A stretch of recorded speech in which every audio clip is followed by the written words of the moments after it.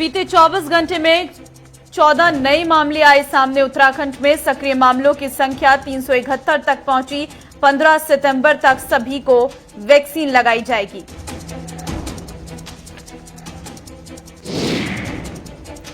मौसम विभाग ने 4 दिन का ऑरेंज अलर्ट जारी किया। देहरादून और नैनीताल में भारी बारिश की संभावना। आपदा प्रबंधक टीमों को सचेत रहने के दिए निर्देश।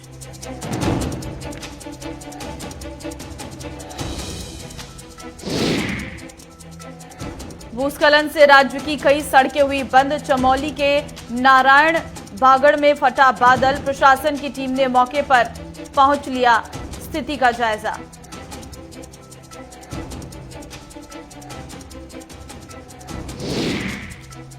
$100 करोड़ से अधिक योजनाओं का करेंगे लोकार्पण। जिलाधिकारियों के साथ करेंगे बैठक। कैलाश क्षेत्र के पर्वतारोहण कार्यक्रम में को करेंगे फ्लैग ऑफ मुख्यमंत्री।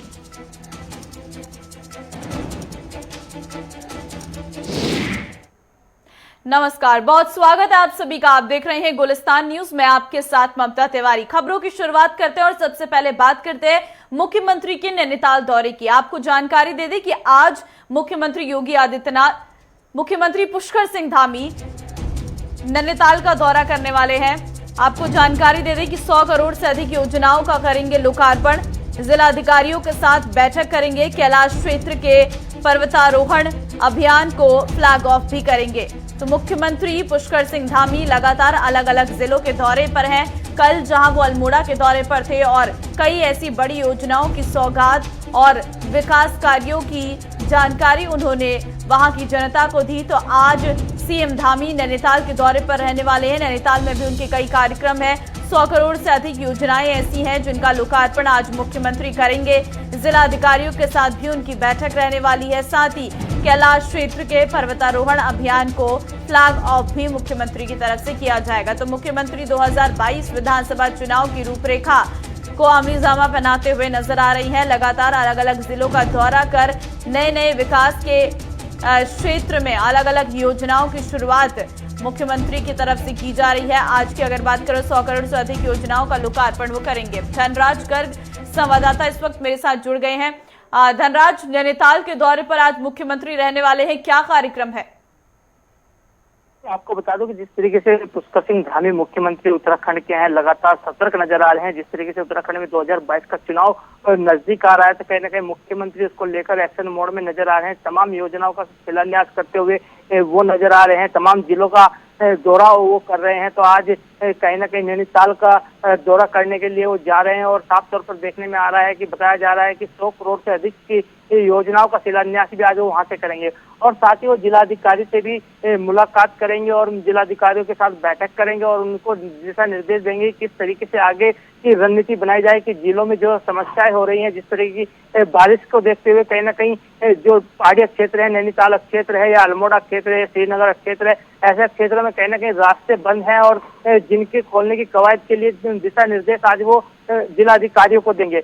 वहीं आपको ये भी बताते चले कि जिस तरीके से 2022 का चुनाव नजदीक आ रहा है, तो उसको देखते हुए मुख्यमंत्री पुष्कर सिंह धामी कहीं ना कहीं सतर्क नजर आ रहे हैं और जो रणनीति है उसके तहत वो एक अमली जामा पहनाने के मूड में नजर आ रहे हैं कि तमाम जिलों का दौरा वो कर रहे हैं और लगातार कार्यकर्ताओं से भी मुलाकात कर रहे हैं। तो वहीं जनता से भी वो मुलाकात कर रहे हैं और तमाम योजनाओं को की घोषणाओं भी वो कर रहे हैं। जी, अगर बात करें योजनाओं की, तो कौन कौन सी ये योजनाएं हैं जिनका लोकार्पण आज मुख्यमंत्री करने जा रही हैं नैनीताल में?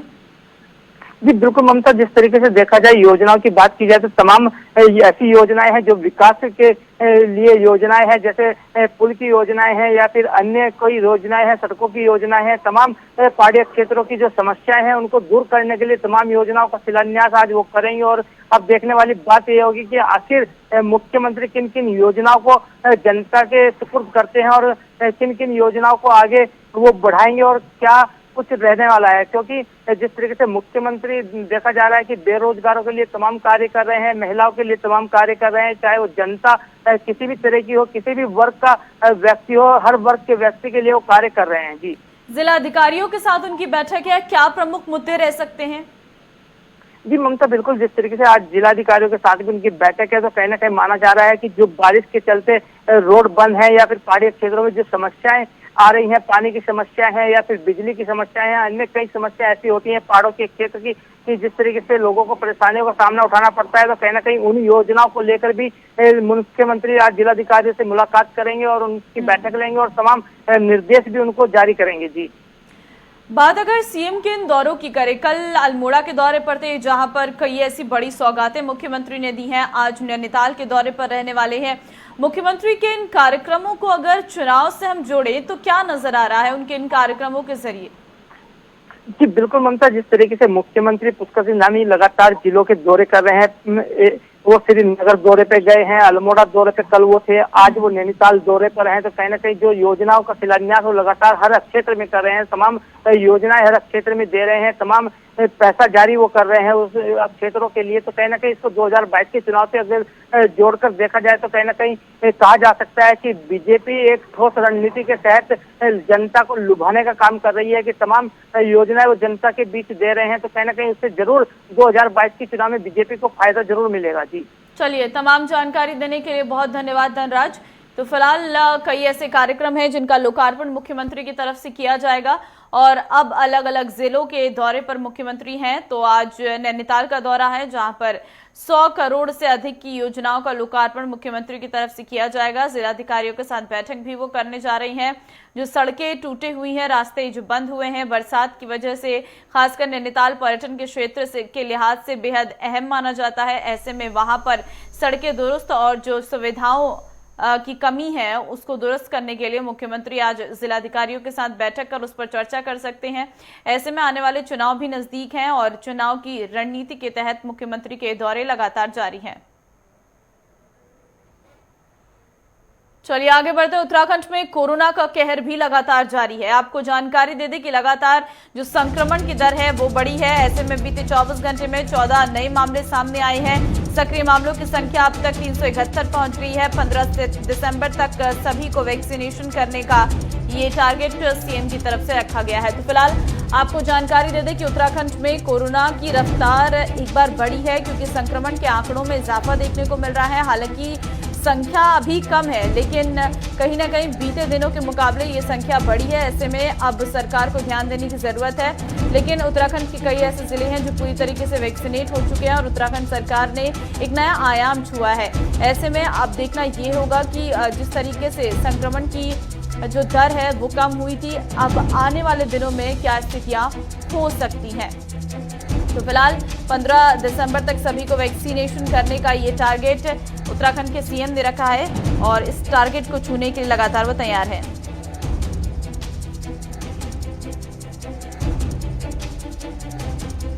तो फिलहाल बीते 24 घंटे में 14 नए मामले सामने आए। सक्रिय मामलों की संख्या 371 पर पहुंच गई है। ऐसे में उत्तराखंड में अभी वायरल का भी कहर देखने को मिल रहा है। वायरल बुखार भी उत्तराखंड में लगातार सामने आ रहा है। लेकिन अस्पतालों की व्यवस्थाओं को दुरुस्त करना सरकार के लिए एक चुनौती के साथ साथ बेहद मुश्किलात भी हैं और साथ ही साथ उत्तराखंड में जिस तरीके से वैक्सीनेशन की रफ्तार है वो बहुत अच्छी स्तर पर चल रही है। कई ऐसे जिले हैं जो पूरी तरीके से वैक्सीनेट भी हो चुके हैं।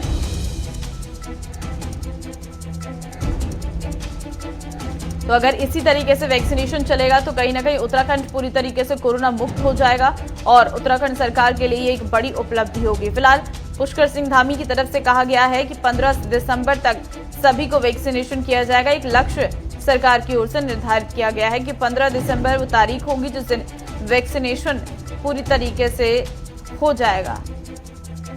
तो वैक्सीनेट लगातार लोगों को किया जा रहा है। ऐसे में वैक्सीनेशन को लेकर सरकार अपने एक टारगेट के साथ बढ़ रही है और कोरोना का कहर उत्तराखंड में बीते दिनों के मुकाबले बढ़ा है।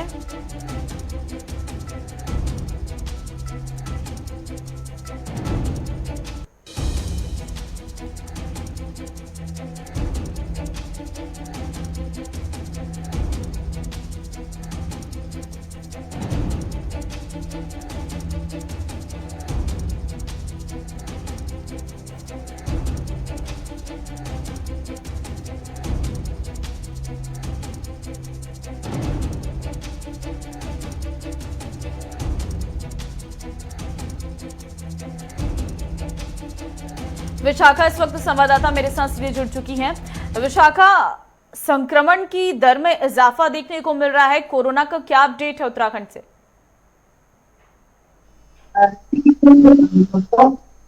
फिलहाल कर्फ्यू हालांकि सरकार के द्वारा जारी रखा गया है, लेकिन उसके बावजूद जो केसेस की संख्या फिलहाल लगातार बढ़ रही है और कहीं ना कहीं जो थर्ड वेव की दस्तक है उसको लेकर जो विशेषज्ञ चेतावनी दे रहे हैं, वो जो चेतावनी है वो शायद सही होती हुई नजर आ रही है। और जिस तरीके से फिलहाल डेल्टा प्लस वेरिएंट को लेकर खतरा बना हुआ है, कहीं ना कहीं वो एक बड़ा खतरा राज्य के सामने है, क्योंकि कई केसेस जो हैं वो पहाड़ी राज्यों में मिले हैं।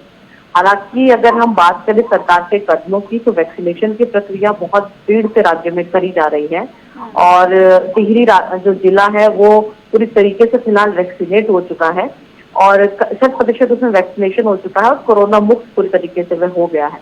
लेकिन उसके बावजूद जो केसेस आ रहे हैं उनमें इजाफा लगातार हो रहा है। हालांकि ठीक होने वाले जो पेशेंट है उनकी संख्या भी लगातार बढ़ रही है, लेकिन कहीं ना कहीं जो संक्रमण की दर है, जिस नियंत्रण की स्थिति में हम पिछले 2 से 3 महीने से हैं, उस नियंत्रण की स्थिति में फिलहाल कहीं ना कहीं खलल पड़ती हुई दिखाई दे रही है। और जो स्थिति में जिस समय हम फिलहाल दूसरी लहर के ठीक पहले से शायद यह वह स्थिति हो सकती है। जी विशाखा, अगर वैक्सीनेशन की बात करें तो अब तक कितना वैक्सीनेशन उत्तराखंड में हो चुका है? क्योंकि सीएम की तरफ से कहा गया है कि 15 दिसंबर तक सभी को वैक्सीनेट कर देंगे। क्या ये टारगेट 15 दिसंबर तक लग रहा है पूरी तरीके से पूरा हो जाएगा?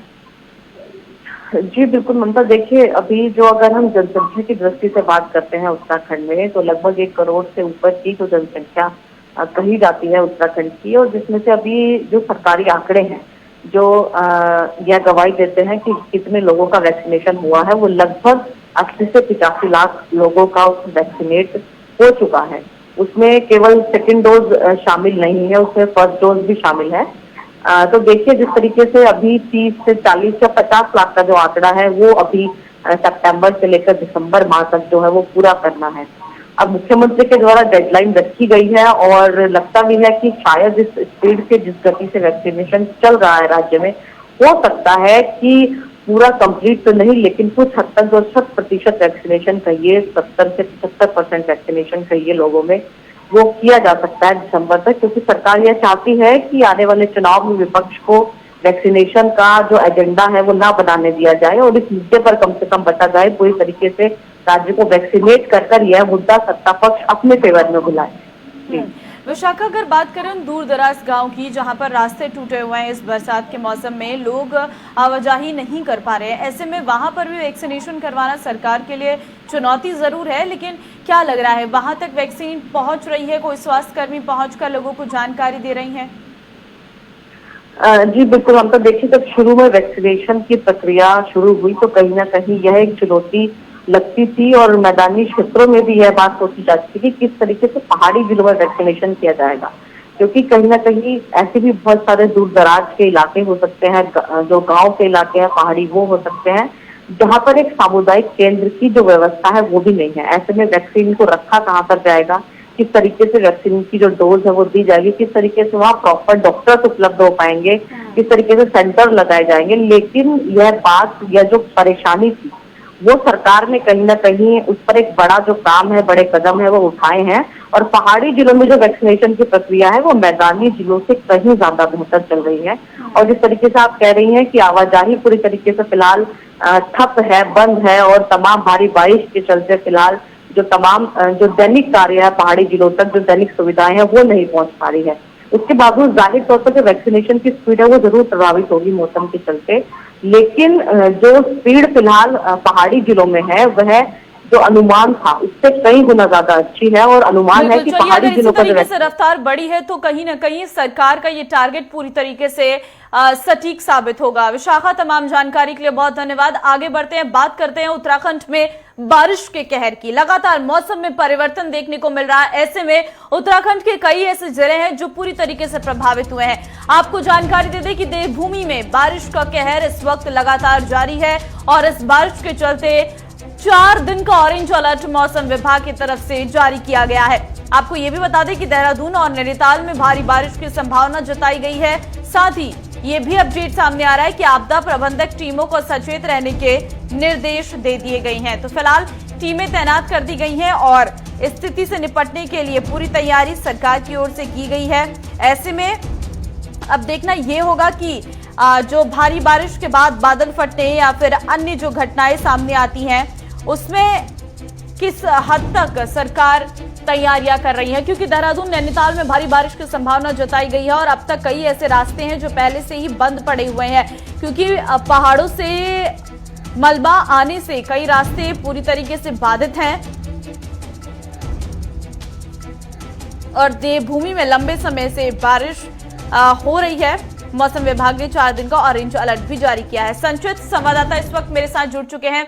संचित, अभी कैसा मौसम है उत्तराखंड में और आने वाले दिन बारिश के बताए जा रही हैं, फिलहाल क्या स्थिति? देखिए, मैं आपको बता दूं, अगर फिलहाल के बाद अगर मौसम उत्तराखंड की करें तो आप देखिए कि मेरे पीछे इस वक्त सुबह से ही लगातार बारिश हो रही थी और बारिश के बाद से अभी फिलहाल बारिश रुकी हुई है और थोड़ा मौसम ठंडा हो चुका है। लेकिन जिस तरीके से बात अगर पर्वतीय क्षेत्रों की करें तो पर्वतीय क्षेत्रों में लगातार बारिश जारी है और जिस तरीके से मौसम विभाग ने जो अलर्ट जारी किया था उसकी भी कहीं ना कहीं जो पुष्टि होती नजर आ रही है। आप देखिए, अगर मैदानी क्षेत्रों की बात करें तो मैदानी क्षेत्रों में भी इस वक्त भारी बारिश है, जिसकी वजह से बाढ़ जैसी संभावनाएं मैदानी क्षेत्रों में बनी हुई है। साथ ही साथ जो नगर निगम के जो कार्य थे और जो नगर निगम की तैयारी थी वो भी कहीं ना कहीं सफल होती नजर आई। आपने देखा बीते जब हफ्ते बारिश लगातार होती रही तो उत्तराखंड के जो कई मैदानी क्षेत्र है और मैदानी क्षेत्रों में जो जल भराव की समस्या थी उससे निजात पाने के लिए लगातार नगर निगम को जब बारिश रुकी तो उन्होंने उसको पूरा किया। और इस वक्त की अगर बात करें मैदानी क्षेत्रों की तो मैदानी क्षेत्रों में जो बाढ़ जैसी संभावना है वो तो बनी हुई है, लेकिन जिस तरीके से जो पानी का जो जल भराव जो लोगों के घर के बाहर हो जाता उससे फिलहाल लोगों को राहत मिली हुई है। मौसम विभाग क्या कह रहा है संचित उत्तराखंड के लिए?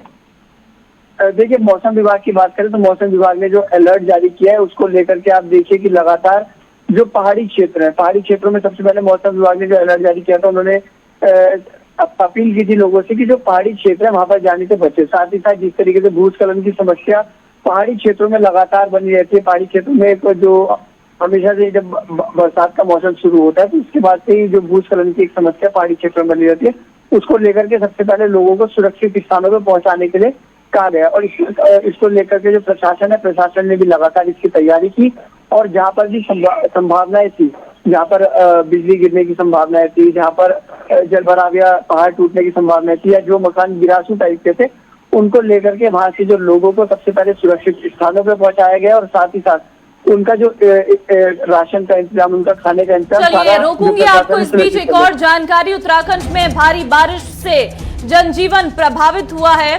भूस्खलन से राज्य की कई सड़कें बंद हो चुकी हैं अब तक। आपको ये भी जानकारी दे दें कि चमोली के नारायण बागड़ में बादल फटा हुआ है, जिसकी वजह से लगातार दिक्कतें आ रही हैं। प्रशासन की टीम ने मौके पर पहुंचकर स्थिति का जायजा लिया है। फिलहाल आपको जानकारी दे दें कि बादल फटने की भी तस्वीरें आ रही हैं। भारी बारिश से जनजीवन प्रभावित उत्तराखंड के लोगों का हुआ है। ऐसे में भूस्खलन से भी राज्य के हालात खराब होते हुए नजर आ रहे हैं। पहाड़ों के दरकने का सिलसिला लगातार जारी है और भूस्खलन से जो सड़क मार्ग हैं वो पूरी तरीके से बाधित हो रही हैं। संचित लगातार हमारे साथ बने हुए हैं। संचित, सवाल ये है कि पहाड़ों के दरकने का सिलसिला नहीं रुक रहा है, कई ऐसी सड़कें हैं जो पूरी तरीके से बंद हो चुकी है। वहां के लिए प्रशासन की क्या तैयारियां है, क्योंकि उनका जो मेन सड़क है वहां से संपर्क ही टूट चुका है। ऐसे में उन गांवों की क्या हालात हैं? देखिए, मैं आपको बता दूं कि जिस तरीके से आपने पहाड़ी क्षेत्रों की बात करी और जो सड़कों पे जो मलबा आ जाता है उसकी बात करी, तो मैं ममता आपको बता दूं कि जो पहाड़ी क्षेत्रों में सबसे बड़ी समस्या हमेशा से भूस्खलन और पहाड़ दरकने की रही है। तो उसी के बीच आप देखिए कि जिस तरीके से जो पहाड़ी क्षेत्रों में रह रहे लोग होते हैं और वहाँ पर जब पहाड़ी क्षेत्रों में जब भूस्खलन हो जाता है तो जो गाँवों का संपर्क होता है, जो शहरों से और गाँव को जोड़ने वाली सड़क होती है उसका संपर्क टूट जाता है, क्योंकि मैदानी क्षेत्रों में कई ऐसे रास्ते होते हैं जिनको डाइवर्ट कर दिया जाता है। लेकिन पहाड़ी क्षेत्रों में बड़ी समस्या है कि वहाँ पर जो रूट है वो डाइवर्ट नहीं हो पाता। उसको लेकर के जो पहाड़ी क्षेत्र में रह रहे लोग हैं उनके लिए बड़ी समस्या खड़ी रहती है। अब मैं आपको बताऊं कि पिछले हफ्ते की अगर हम बात करें तो 113 सड़कें पूरे उत्तराखंड के अंदर 113 सड़कें प्रभावित थी, जो पूरी तरीके से बंद थी। उसको लेकर के सरकार ने जब प्रशासन द्वारा तैयारी की गई और उन सड़कों को खोलने का काम किया गया तो आधी सड़कें ही प्रशासन खोल पाया। उसके बाद अगर हम बात करें, आपने देखा कि जो ऋषिकेश को जोड़ने वाला मार्ग है वो पुल धराशायी हो गया। उसके बाद अब उसे टेम्परेरी जोड़ा गया, जिससे कि जो देहरादून और ऋषिकेश को जोड़ने वाला पुल को इसलिए जोड़ा गया कि वहाँ पे लोगों को समस्या आ रही थी।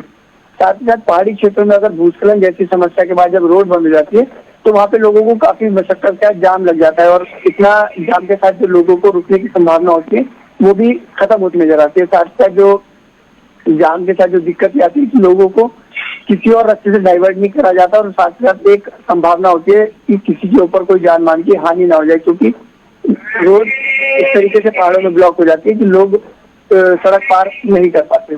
ममता, संचित, पहले से ही ये देखने को मिला है, क्योंकि ये पहला कोई साल नहीं है जब पहाड़ों के दरकने की तस्वीरें आई हो। हर साल इस तरीके की स्थितियां होती है, लेकिन कई ऐसे मार्ग होते हैं जो हर साल की तरह बंद कर दिए जाते हैं। इस बार की अगर बात करें तो कौन कौन से ऐसे मार्ग थे जो पहले ही बंद हो चुके थे, क्योंकि वहां पर खासकर पहाड़ों के दरकने की तस्वीरें आती हैं, क्योंकि ये प्रकृति के साथ छेड़छाड़ मानव जीवन के लिए खुद ब खुद मुश्किल है। देखिए ममता, मैं आपको बता दूं कि जिस तरीके से ऑल वेदर रोड का काम चल रहा था, ऑल वेदर रोड को देखते हुए जिस तरीके से पहाड़ों के बीचों से सड़क बनाई गई पहाड़ी क्षेत्रों में कनेक्टिविटी को बढ़ाने को लेकर के, तो जो ऑल वेदर रोड की काफी ऐसे मार्ग थे, मुख्य ऐसे मार्ग थे जहाँ पर पहाड़ दरकने की संभावना सबसे ज्यादा थी, और कहीं ना कहीं सरकार ने उसको कवर अप करने के लिए ये कहा कि अभी वहाँ पर निर्माण कार्य जारी है, उसको लेकर के सड़कों का कार्य बंद किया गया है। और आप देखिए कि सरकार ने जितने पुल बनाए, जितनी सड़कें बनाई, कहीं ना कहीं उसकी पोल खोलते हुए, प्रशासन की पोल खोलते हुए ये बारिश नजर आई। बारिश ने इसकी पोल खोली, और आप देखिए कि लगातार उत्तराखंड के अंदर ऐसे ऐसे हाईवे धराशायी हो गए जिनकी संभावनाएं सरकार उनके घोषणाएं कर रही थी, जनता के बीच जाकर उनका प्रचार कर रही थी कि उन्होंने उत्तराखंड को कनेक्टिविटी से जोड़ा, उत्तराखंड के अंदर कनेक्टिविटी की सुविधाएं बढ़ाई गई है। तो इसका एक बड़ा उदाहरण है कि सरकार जिस तरीके से कार्य इस वक्त उत्तराखंड के अंदर कर रही है, कहीं ना कहीं विपक्ष भी इसको मुद्दे को लेकर के इस बार विधानसभा चुनाव में जाएगा, और जिस तरीके से उत्तराखंड की जनता को परेशानी आई है इस बारिश की, इसका खामियाजा। चलिए संचित, तमाम जानकारी देने के लिए फिलहाल बहुत धन्यवाद। कुछ तस्वीरें आपको दिखा रहे हैं, भूस्खलन की ये तस्वीरें साफ बता रही हैं कि उत्तराखंड में पहाड़ी इलाकों की क्या स्थिति है, कब पहाड़ दरक जाए हमें भी ये पता नहीं होता।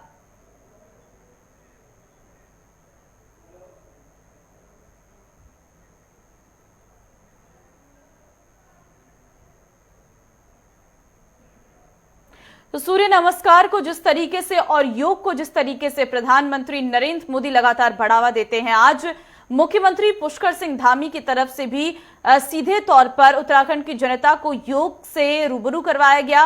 और आज क्या कुछ उन्होंने कहा, सुनिए। भाइयों एवं बहनों, मैं सबसे पहले तो आप सभी को अपनी ओर से यहाँ से सबको नमस्कार करता हूँ। सूर्य प्रकाश की महिमा हम सभी लोग जानते हैं।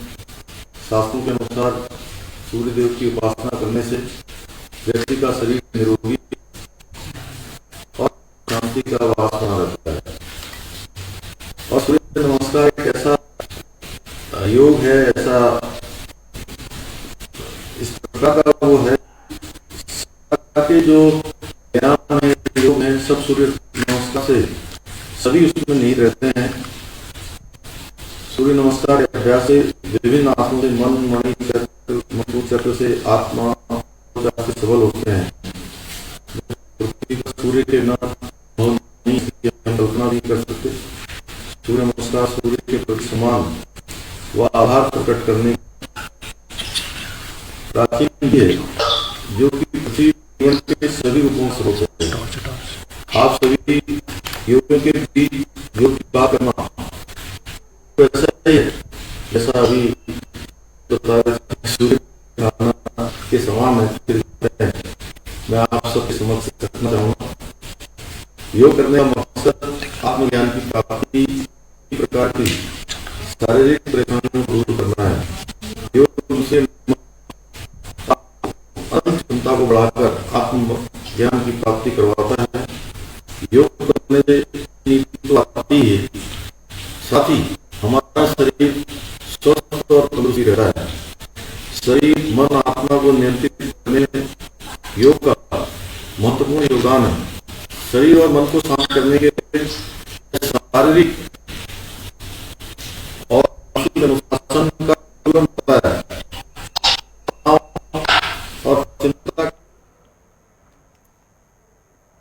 और चलिए खबरों में बस इतना ही, बने रहिए हमारे साथ। नमस्कार।